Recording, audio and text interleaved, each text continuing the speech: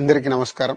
మన ఈ మధ్య నిజామాబాద్లో మేము సంక్రాంతికి వస్తున్నాం ఈవెంట్ చేయడం జరిగింది. అది నిజామాబాద్ పట్టణంలో ఫస్ట్ టైం. ఇంతకుముందు ఎప్పుడు మన దగ్గర సినిమా ఈవెంట్స్ పెద్దగా జరగవు.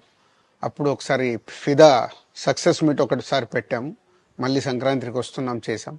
అంటే ఆ నిజామాబాద్తో నాకున్న అనుబంధం అలాంటిది. నిజామాబాద్ జిల్లా వాసిగా అక్కడ ఈ సినిమా ఈవెంట్ చేయాలని చేయడం జరిగింది. పోతే ఆ ఈవెంట్లో నేను మన కల్చర్లో ఉండే మన దావత్ గురించి, మటను తెలగలు గురించి సంబోధించాను. నేను ఆ మాటలలో తెలంగాణ వాళ్ళని నేను అవమానించానని, తెలంగాణ మీద హేళన చేశానని కొంతమంది మిత్రులు కామెంట్స్ చేసి సోషల్ మీడియాలో పెట్టారని తెలిసింది. నా ఉద్దేశం అదే స్పీచ్లో లాస్ట్లో చెప్పడం జరిగింది. తెలంగాణ మన కల్చరు, మన దావత్తు నేను మిస్ అవుతున్నాను. సంక్రాంతికి 2 సినిమాలు రిలీజ్ అయ్యాక మన తెలంగాణ కల్చర్ దావత్ని నాకు చేసుకోవాలని ఉందని. సో మన కల్చర్ని అభిమానిస్తాను నేను. అదే అర్థం చేసుకోకుండా దాన్ని కొందరు సోషల్ మీడియాలో రాద్ధాంతం చేస్తున్నారని తెలిసింది. నిజంగా మీరందరూ ఆ మాట వల్ల ఏదైనా హర్ట్ అయి ఉంటే నన్ను క్షమించండి. ఎందుకంటే నా ఉద్దేశం అది కాదు.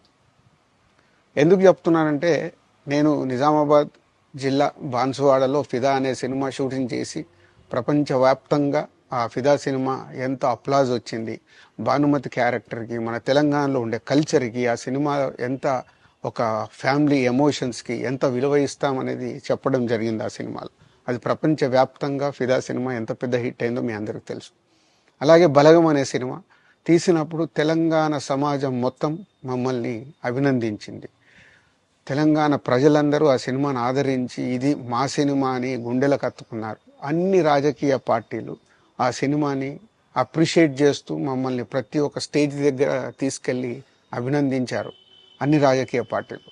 సో ఒక తెలంగాణ వాసిగా ఒక తెలంగాణని అభిమానించే నేను తెలంగాణని హేళన చేస్తానని ఎలా అనుకున్నారో నాకు తెలియదు. పోతే దాంట్లో ఏదైనా మీ కమ్యూనికేషన్లో తప్పుగా అర్థమైంటే నన్ను క్షమించండి. మీ మనోభావాలు ఆ కొందరు ఎవరైతే దెబ్బతిన్నాయని అనుకుంటున్నారో వాళ్ళందరికీ నా విజ్ఞప్తి, మీ మనోభావాలు దెబ్బతింటే నన్ను క్షమించండి. ఇప్పుడు నేను ఒక సినిమా ఇండస్ట్రీ ఫెటర్నీ నుంచి ఎఫ్డీసీ చైర్మన్గా అయ్యాను. సో మీ అందరికి తెలుసది. సో ఇటు సినిమా ఇండస్ట్రీకి అటు ప్రభుత్వానికి మధ్యలో ఉంటూ సినిమా ఇండస్ట్రీకి అవసరపడ్డట్టుగా నేను అన్ని సహాయ సహకారాలు చేస్తూ ఈ హైదరాబాద్లో హెల్దీ వాతావరణము, తెలుగు సినిమాకి, తెలంగాణలో అభివృద్ధి చెందాలనుకునే యువతకి అందరికీ నేను ఉపయోగపడేలాగా ఉండాలి. అలాగే పవన్ కళ్యాణ్ గారు కూడా చెప్పారు, యూత్ చాలా ఉన్నారు, వాళ్ళందరికీ కూడా సినిమా ఇండస్ట్రీలో ఇష్టం ఉన్న వాళ్ళని అప్గ్రేడ్ చేసి చేయాలని. ఆ ప్రభుత్వంతో కూడా అక్కడ సినిమాలో కావాల్సిన అందరినీ డెవలప్ చేస్తూ వాళ్ళందరూ మళ్ళీ తెలుగు సినిమాకే, తెలంగాణలో నేర్చుకున్న, ఆంధ్రాలో నేర్చుకున్న వాళ్ళందరూ తెలుగు సినిమాకే ఉపయోగపడతారు. సో అందరికీ తెలంగాణలో ఉండే అన్ని రాజకీయ పార్టీలకి నా విజ్ఞప్తి, నన్ను రాజకీయాల్లోకి లాగకండి. అలాగే ఎఫ్డీసీ అనేది కూడా సినిమాకి ఉపయోగపడే లాంటి అభివృద్ధి పనుల గురించి అవే చేస్తాను తప్పితే అది రాజకీయాలకు సంబంధించింది కాదు.